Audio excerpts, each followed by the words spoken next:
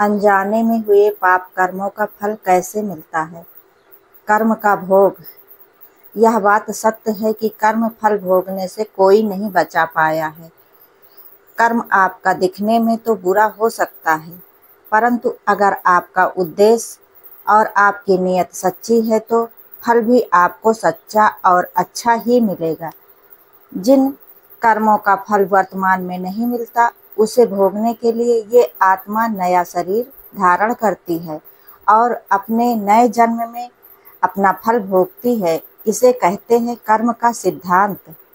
तो चलिए सुनते हैं एक राजा की कहानी। इसी कर्म के सिद्धांत को कहानी के माध्यम से समझते हैं। बहुत समय पहले की बात है। एक राजा राज्य करता था। वह राजा एक दिन अपनी जन्म पत्री पढ़ रहा था। पढ़ते पढ़ते उस राजा को ख्याल आया कि जिस समय मेरा जन्म हुआ होगा उस समय कितने मनुष्यों का जन्म हुआ होगा, लेकिन वह सभी मेरी तरह राजा क्यों नहीं बने। राजा हर दिन हर समय इसी प्रश्न का उत्तर ढूंढने में लगे रहते थे, लेकिन उन्हें इसका उत्तर नहीं मिल पाता था। अपने प्रश्न का उत्तर पाने के लिए राजा अपने राज्य में बड़े बड़े बुद्धिमान व्यक्तियों को बुलाते हैं। राज्य में सभी बुद्धिमान व्यक्ति एकत्रित होते हैं। वह सभी यह अचरज में होते हैं कि राजा ने उन्हें क्यों बुलाया है। राजा सभी का अभिनंदन स्वीकार करते हैं और उनसे पूछते हैं कि जिस समय मेरा जन्म हुआ उसी क्षण में और कितने व्यक्तियों का जन्म हुआ होगा, तो उन सब व्यक्तियों में से मैं ही राजा क्यों बना, वह सभी राजा क्यों नहीं बने। सभी महान बुद्धिमान इस प्रश्न के लिए गहन सोच विचार करने लगे।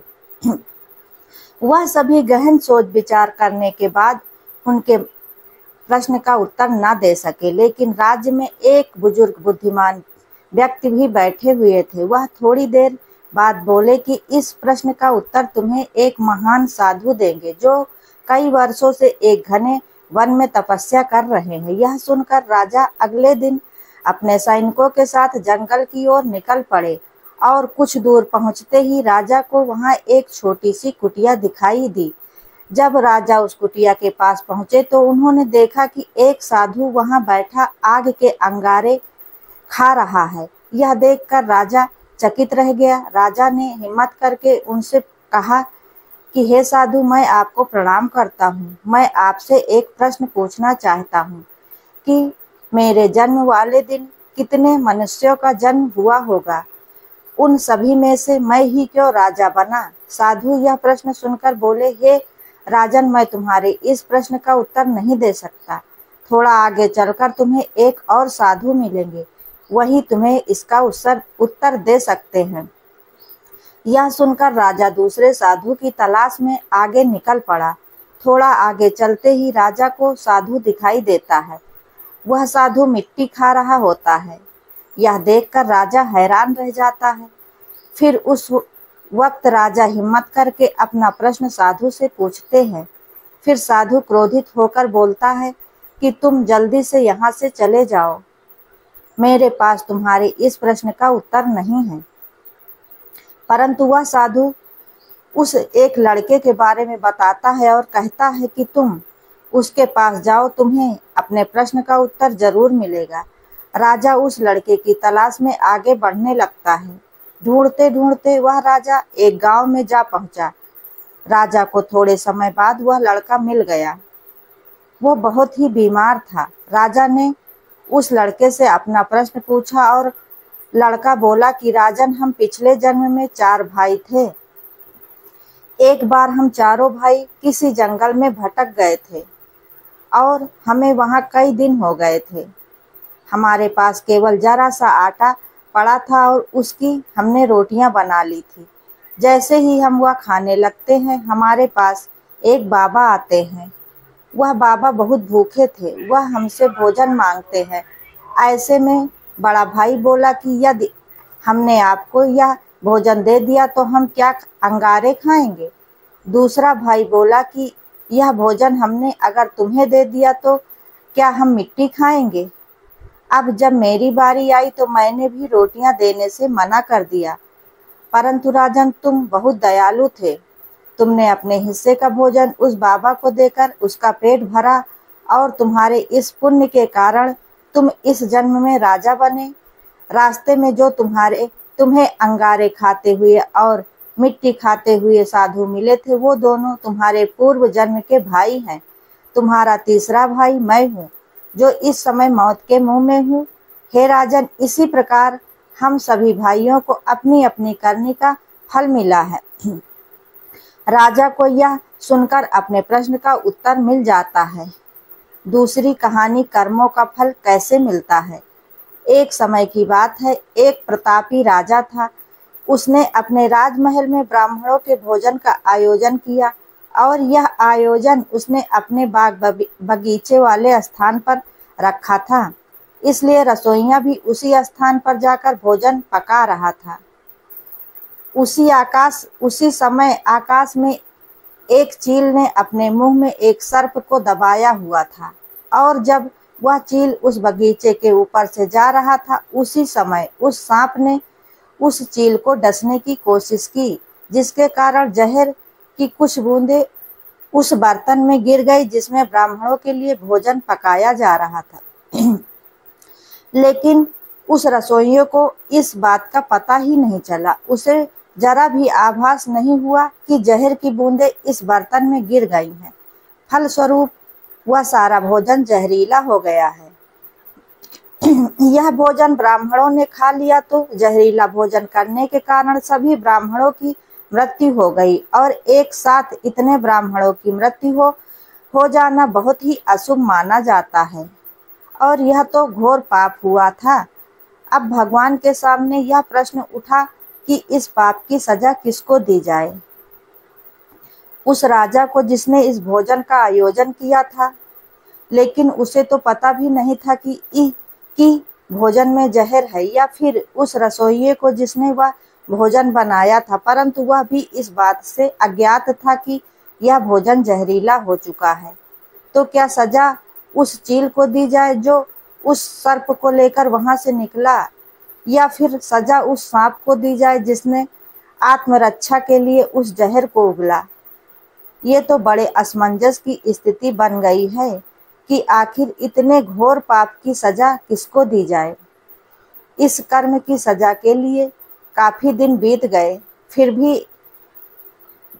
एक दिन कुछ ब्राह्मण उस नगर में आए और उन्होंने एक महिला से राजमहल का पता पूछा। उस महिला ने राजमहल का पता बता दिया, लेकिन पता बताने के बाद उस महिला ने उन ब्राह्मणों से कहा कि आप जा तो रहे हैं राजमहल, लेकिन थोड़ा संभल कर जाना, क्योंकि जो राजा हैं ये ब्राह्मणों को भोजन में जहर मिलाकर खिलाते हैं। उस महिला के इतना कहते ही भगवान ने कहा कि इस कर्म के फल का अधिकारी मुझे मिल गया है।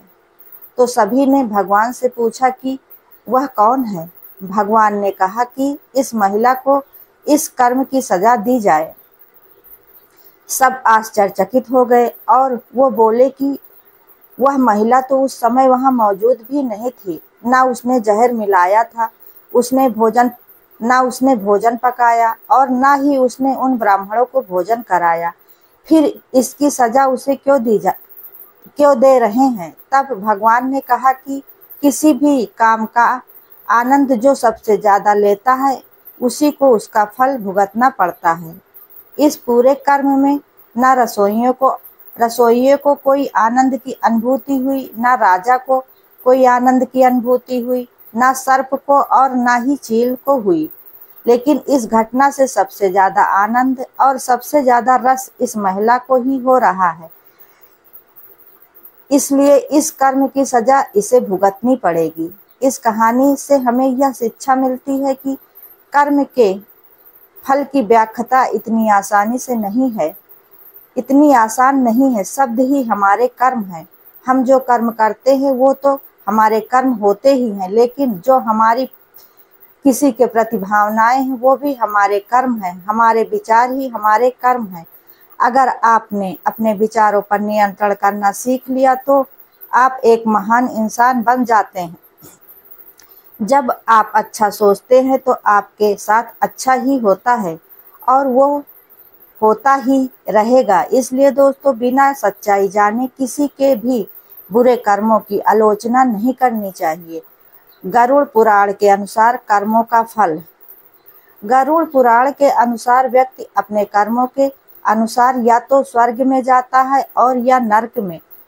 नर्क के बारे में गरुड़ पुराण में लिखा है कि नर्क 36 प्रकार के होते हैं, जिनके अंदर पापी व्यक्ति की आत्मा को तरह तरह की यातनाएं मिलती हैं। इन 36 प्रकार के नरकों में से 10 मुख्य नरकों के बारे में गरुड़ पुराण में लिखा है। तो दोस्तों इन कहानियों से पता चलता है कि कर्मों का फल भोगना ही पड़ता है। इससे हमें यही पता चलता है कि हम जो भी काम करते हैं, चाहे वह सही हो या गलत, हमें एक न एक दिन भोगना पड़ता ही है।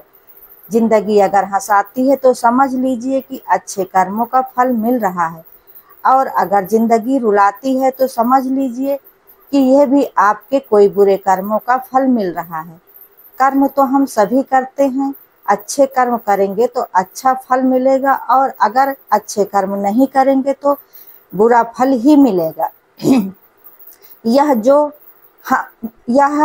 जो हम कर्म करते हैं, अच्छे या बुरे, ये हमें कभी नहीं छोड़ते। हमें इनका फल आज नहीं तो कल जरूर मिलता ही है।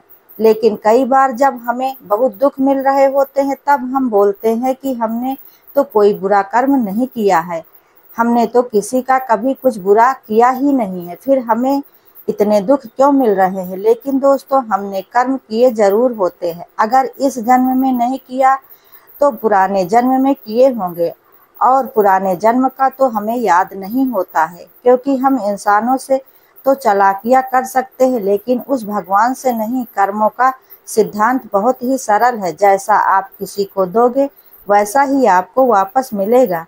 तो अपने मन में फैसला कर लीजिए कि आपको क्या चाहिए। आशा है दोस्तों आप लोगों को मेरी ये कहानी पसंद आई होगी। उम्मीद है कि इस कहानी से आपको कुछ सीखने को जरूर मिला होगा। अगर वीडियो पसंद आई हो तो वीडियो को लाइक, शेयर, कमेंट जरूर करें, और ऐसी ही ज्ञानवर्धक और धार्मिक जानकारियों के लिए चैनल को सब्सक्राइब करें। वीडियो अंत तक देखने के लिए धन्यवाद।